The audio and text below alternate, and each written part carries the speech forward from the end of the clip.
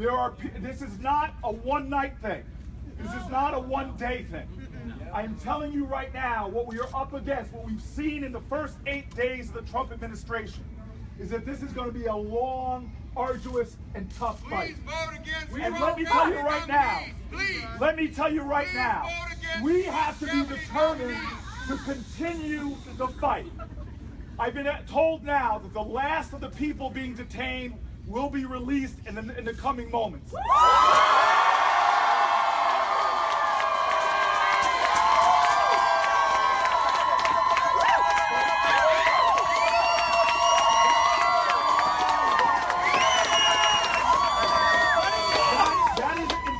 I am telling you right now, that is in part a testimony to you all standing here. That's right. We know that the enemy and the opposite of love is not hate, it is silence. That's right.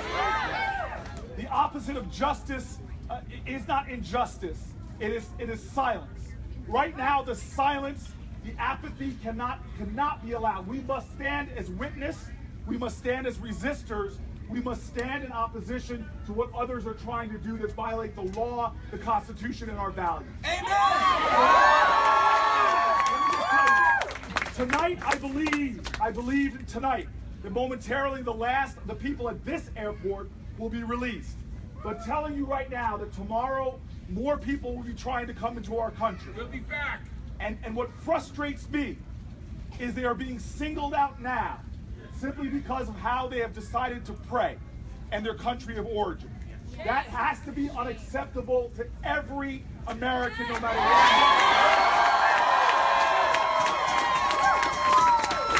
But it is even worse than that. Many of the people seeking to come into our country now are people that put their lives on the line to help the American people. Yes. They are people that have served as translators. Yes. And translators. These are people that stood up for us. They showed the best of American values and a commitment to our ideals. They had my back. For us, they had our back. And for us to shut our doors on those people is not just a violative of the Constitution, of our values, of our ideals. It is a moral affront. And it is a crime and a sin. And so what I ask everybody to understand is that this is a fight that is going to have to continue. We cannot grow weary in this cause of justice. We have to continue to fight against this administration and this executive order. I want to say I will be fighting against many of their nominees.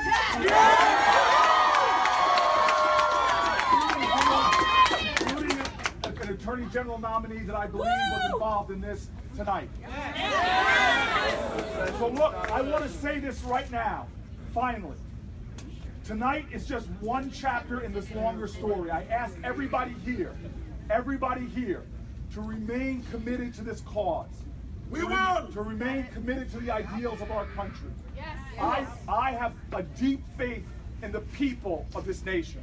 We may be a country that has elected good people and bad people, but the people of America remain a good and loving people. Tonight you all have shown an activist love. Tonight you have shown that we are a beloved community. Tonight you have shown that it doesn't matter what race you are. It doesn't matter who your parents were. It doesn't matter the country you might hail for. And it definitely does not matter how you choose to pray or if you choose to pray at all. We are Americans. It has been a long fight to make this country live up to its values, and we certainly aren't there yet. But tonight, let this be a moment that it resonates throughout the entire nation, coast to coast. That we will not allow oppression. We will not allow tyranny. We will not allow bigotry. We will not allow religious racism to exist in our nation.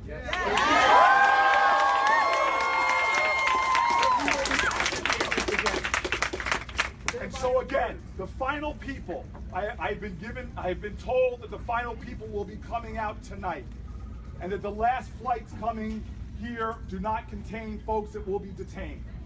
I will be heading north. It is good to be here with you all folks in Virginia. Thank you.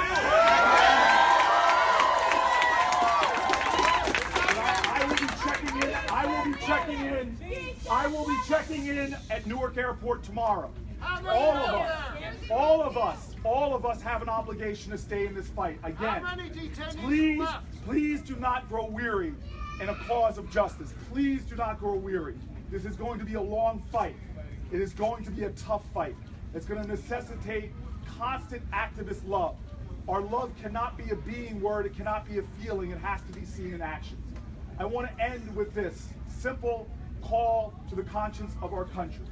At the very end of the Declaration of Independence, at the very end of those words, and it's an imperfect document even though it's one of the greatest ones ever written, it refers to Native Americans as savages. It talks about men and not women. But the genius of our founders in those documents is they put forth ideals. We are the oldest constitutional democracy on the planet Earth. At the end of that document, they made a statement. That Declaration of Independence ended with this ideal. It was a declaration of interdependence, seen throughout cultures throughout the planet Earth, a simple understanding. Seeing that African phrase that says, if you want to go fast, go alone, but if you want to go far, go together.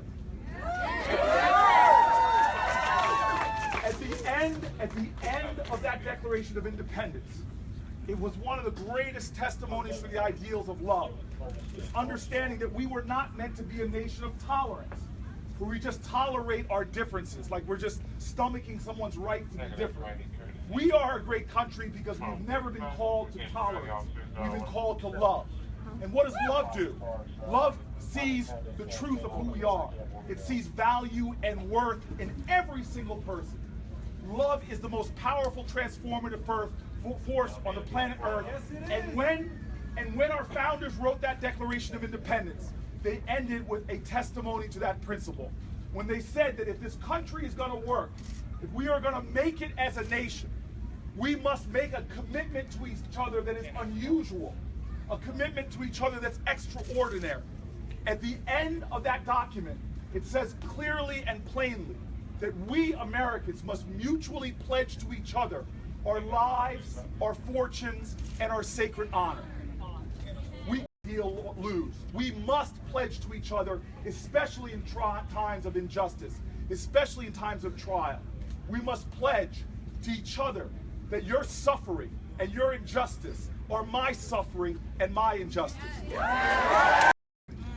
Tonight, I am proud of this great state of Virginia because the people here who came out at night, who've been standing here for hours, you all have shown your sacred honor. You all have pledged yourself to the cause of our country. And tonight, I tell you right now, feel good about yourself, what you're doing, what we stand for. Began to doubt that we lived up to our principles. You are challenging that doubt, and you are confronting that cynicism. But the one thing I want to let you know is the cause of our country. Every generation can't just luxuriate in the battles before us. We cannot just bathe ourselves in the glories that were earned by other generations. If we are to prove worthy of ideals of freedom and justice and liberty, then we have to earn them in our generation. That's right. So my hope tonight is that everybody here and all those listening to your voices commit themselves. We clearly know what this administration stands for. 8 days. 8 days. And we've seen their executive orders. We've seen the rhetoric, the divisiveness, and the demeaning. And we see tonight what I believe is a clear violation of the Constitution. And so clearly tonight we have to commit ourselves to the longer fight. Clearly tonight we have to commit ourselves to the cause of our country. Clearly tonight we have to be determined to show this world what America is all about. Yes.